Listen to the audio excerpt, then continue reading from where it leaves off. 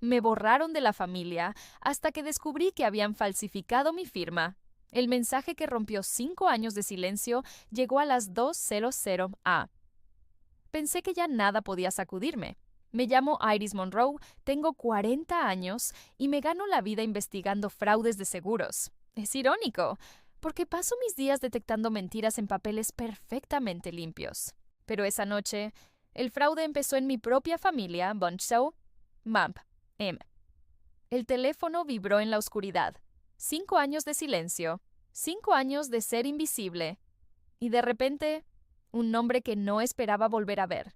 No sentí pánico, sentí algo peor, silencio por dentro, como si mi cuerpo ya supiera que lo que venía no era una llamada, era una trampa.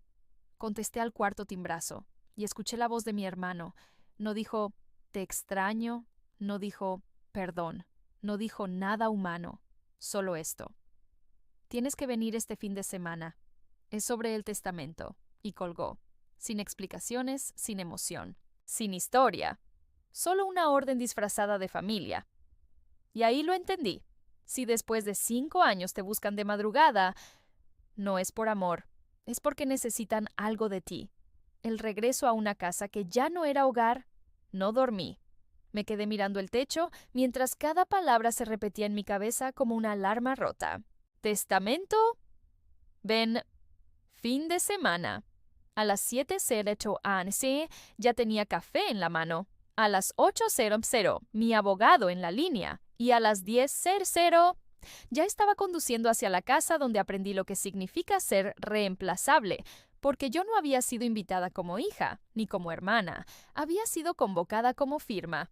Cuando llegué, la escena era perfecta, demasiado perfecta. Sonrisas ensayadas, abrazos fríos, miradas que no buscaban cariño. Buscaban control. Mi hermano abrió la puerta como si nada hubiera pasado. 5 años. Como si fueran 5 días. Mi padre sonrió como si yo hubiera llegado tarde a una cena normal. Pero yo no era la misma mujer que salió de esa casa. Yo ya sabía oler el peligro. Y ese aire estaba cargado. 5 años antes, el día en que me borraron, todo comenzó con una muerte. La de mi abuela. Y nadie me llamó. Lo supe por una publicación ajena, una foto de flores, un mensaje corto. Descansa en paz. Y yo me quedé congelada frente a mi teléfono, en una fila de café, sintiendo cómo algo dentro de mí se rompía sin hacer ruido. Mi abuela, la única persona que me trató como familia de verdad. Llamé a mi padre. Su voz fue seca, molesta, como si yo fuera el problema. Las cosas son complicadas, Iris. Era mi abuela, y su respuesta me terminó de destruir. Era la abuela de todos. No lo hagas sobre ti. Silencio. Ese fue el día en que dejé de pertenecer. Fui al funeral sola. Nadie guardó un lugar para mí. Nadie preguntó cómo estaba. Mi hermano me miró y apartó la vista como si yo fuera un error incómodo. Y después de ese día, simplemente dejé de insistir, dejé de escribir, dejé de llamar, dejé de existir para ellos. O eso creí. 5 años después. El regreso no era emocional, era legal cuando volví al presente. Las palabras empezaron a llegar una tras otra. Hay que hablar como adultos. Es solo papeleo. Queremos paz, 3 mensajes, 3 voces distintas, un solo objetivo. Y yo, sentada en mi cocina, viendo cómo el café se enfriaba, entendí algo que me heló la sangre. No era una reunión familiar, era una operación coordinada. Busqué porque yo no confío en emociones. Confío en registros, nombres, fechas, firmas. Y entonces lo vi. Transferencias de propiedad con documentos antiguos. Movimientos de una casa de mi abuela. Y lo peor, mi padre aparecía en los papeles. Mi hermano también. Y yo no aparecía en absoluto, hasta que encontré un documento. Un documento con mi nombre, una supuesta renuncia. Una firma, mi firma. Solo había un problema. Yo nunca firmé eso. El abogado lo dijo sin mirarme a los ojos. El despacho olía a papel viejo y verdad incómoda. El abogado abrió el expediente con calma, demasiada calma, y entonces lo dijo. Su abuela dejó un nuevo testamento. Usted era beneficiaria. El aire cambió. Mi pecho se apretó. ¿Beneficiaria de qué? Y entonces llegó el golpe. Propiedades.dinero.derechos. Todo lo que me habían ocultado durante años. Pero eso no fue lo peor. Lo peor vino después. Un documento, un formulario de renuncia. Con mi nombre, con mi supuesta firma, legal, notariado. Con perfecto, demasiado perfecto. Sentí el mundo inclinarse un segundo, porque ese papel no solo me robaba una herencia, me borraba de la historia. Yo no firmé esto. El abogado me miró y dijo algo que me heló más que todo lo anterior. Lo creo. La verdad ya no era familiar, era criminal. Ahí entendí todo. Las llamadas, los mensajes, la prisa, la reunión de adultos. No era reconciliación. Era encubrimiento. Querían que volviera. Querían mi firma otra vez. O querían que aceptara la primera sin hacer preguntas. Pero habían subestimado algo. Yo no soy fácil de engañar. Yo investigo fraudes para vivir. Y entonces hice la pregunta que lo cambió todo. ¿Quién presentó este documento? El abogado respiró hondo. Miró el archivo. Y la respuesta no llegó de inmediato. Porque cuando una mentira es grande, incluso los documentos dudan antes de hablar. Y ahí todo empezó a desmoronarse, porque si mi firma era falsa, entonces todo lo demás también lo era.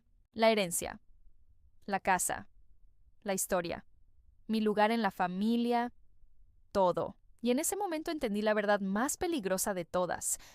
No me habían olvidado, me habían borrado a propósito. Final dramático, salí del despacho con las manos frías. El teléfono volvió a vibrar. Otro mensaje. Mi hermano. No compliques esto. Solo firma.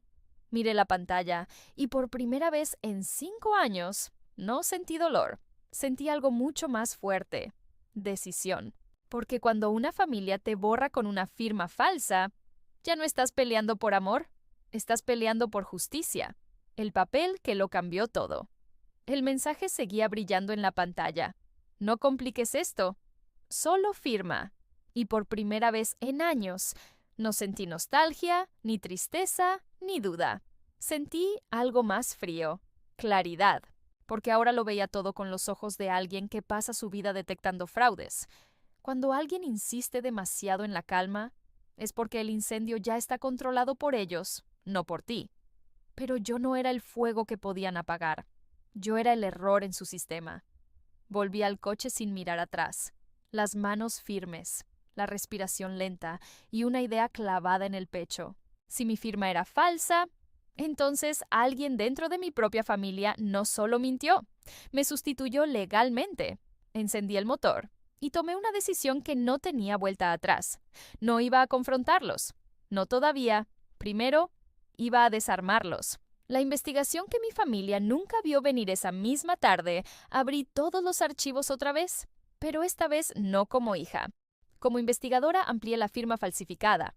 Comparé trazos, presión, inclinación, ritmo. Algo no encajaba. Era demasiado limpia, demasiado consciente. Las firmas reales tienen errores humanos. Respiración, pausas, pequeñas dudas. Aquello no dudaba, aquello imitaba. Y eso solo significaba una cosa: alguien había practicado. Pedí acceso a registros notariales completos. Crucé fechas, movimientos de propiedad, transferencias bancarias antiguas. Y entonces lo vi. Una conexión que no debería existir. Mi padre, la empresa de mi hermano, y un mismo notario en 3 documentos diferentes. 3 momentos distintos. 3 piezas, un mismo patrón. Me quedé mirando la pantalla en silencio.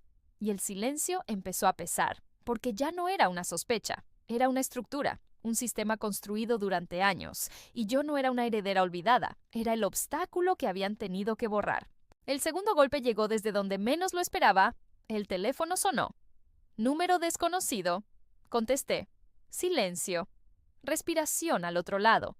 Y luego una voz masculina, baja, nerviosa. No confíes en ellos. Me enderecé. ¿Quién eres? Pausa. Alguien que trabajó en ese testamento. El corazón me dio un golpe seco. ¿Qué testamento? La voz bajó aún más. El que tu familia manipuló. Y la llamada se cortó. Me quedé inmóvil, el teléfono en la mano, la habitación en silencio y una certeza creciendo como una grieta.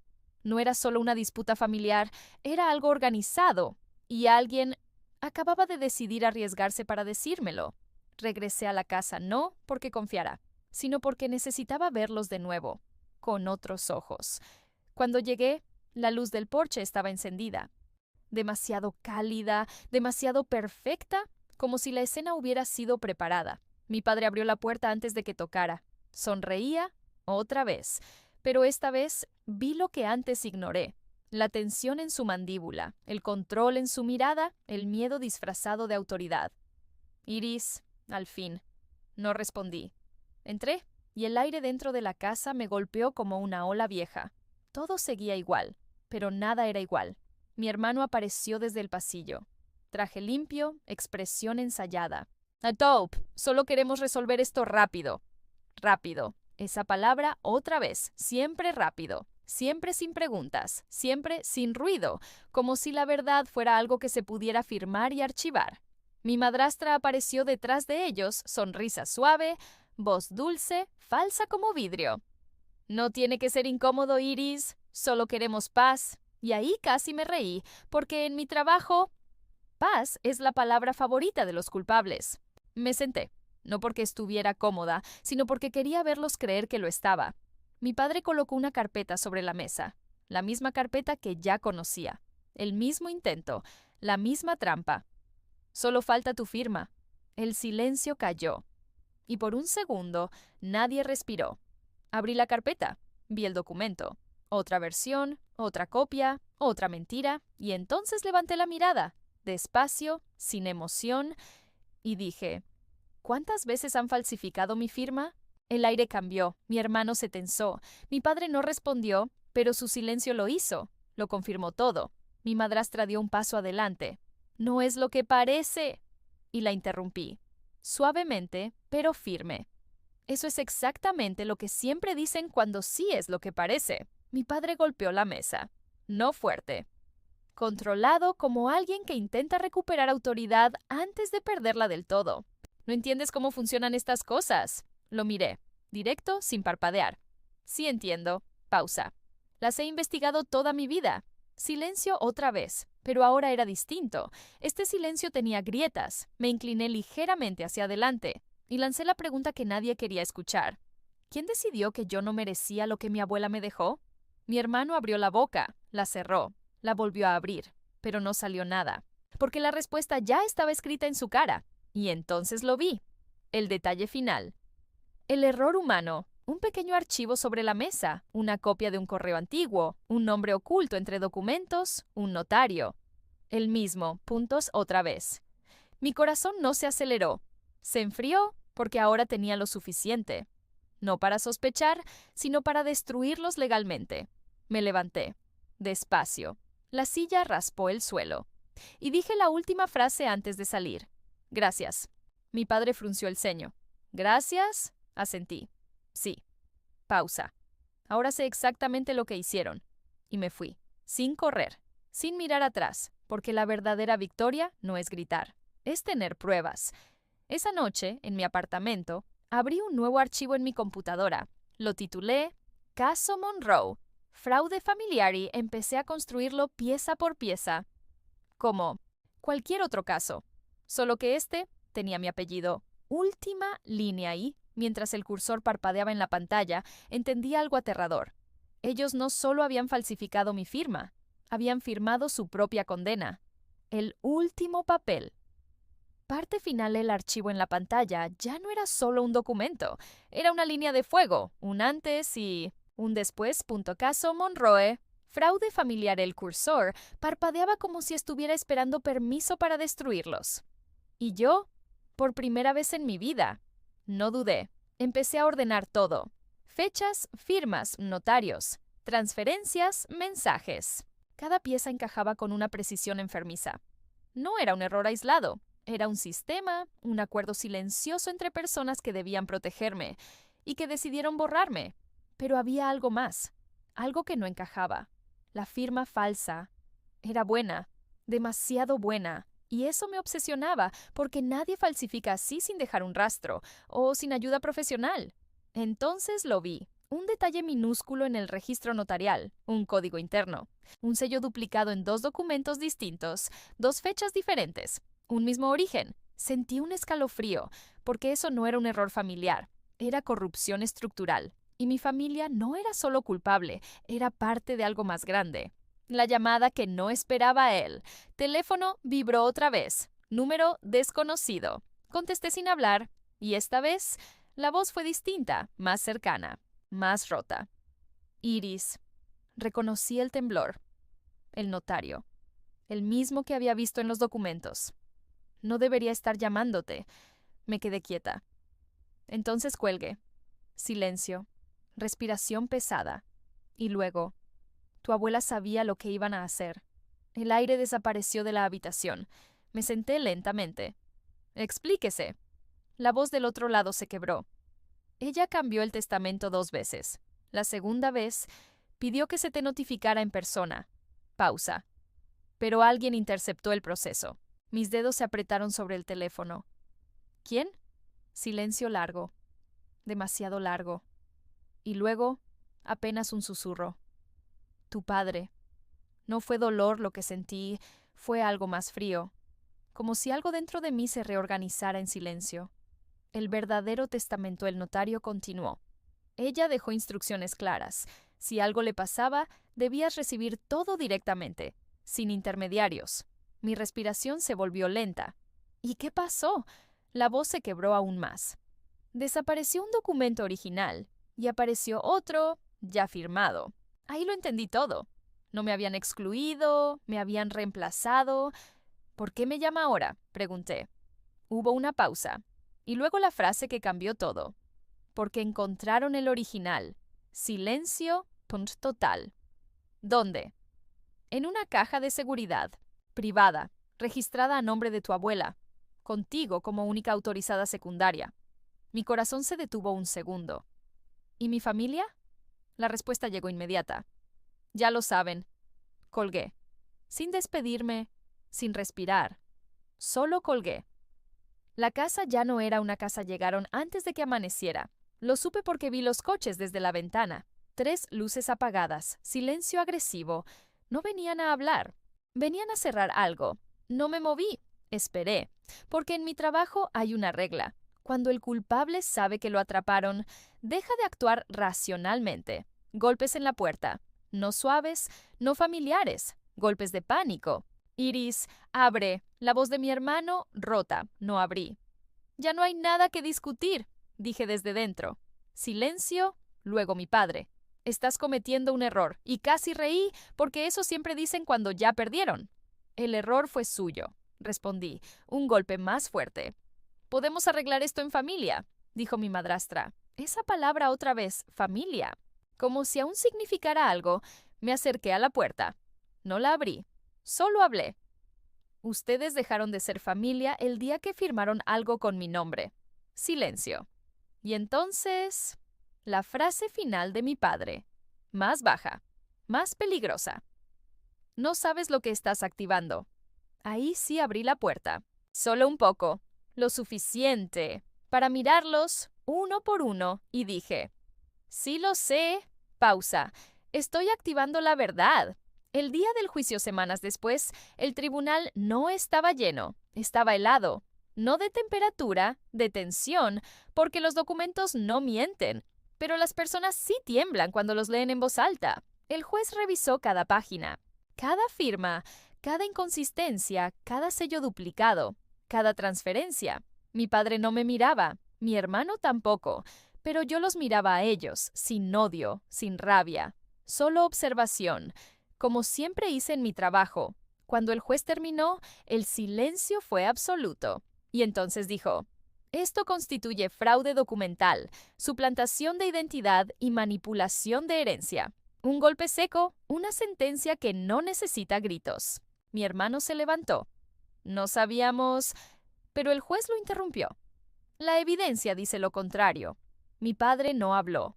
No hizo falta, porque por primera vez no tenía control de la narrativa. El último documento el abogado me lo entregó al final. Una caja pequeña, sellada, con la firma de mi abuela. Mis manos temblaron al abrirla. Dentro había una carta, escrita a mano, su letra, la misma que me escribía cumpleaños cuando nadie más lo hacía. Si estás leyendo esto, Iris, es porque intentaron borrarte otra vez. Respiré hondo. Líneas borrosas. Seguía leyendo. Siempre supieron que eras la única que no podían controlar. Por eso lo intentaron. Pero la verdad siempre encuentra a quien la merece. Debajo había una llave y una frase final. Esto es tuyo. Nunca dejes que te lo vuelvan a quitar. Epílogo. La herencia fue restaurada.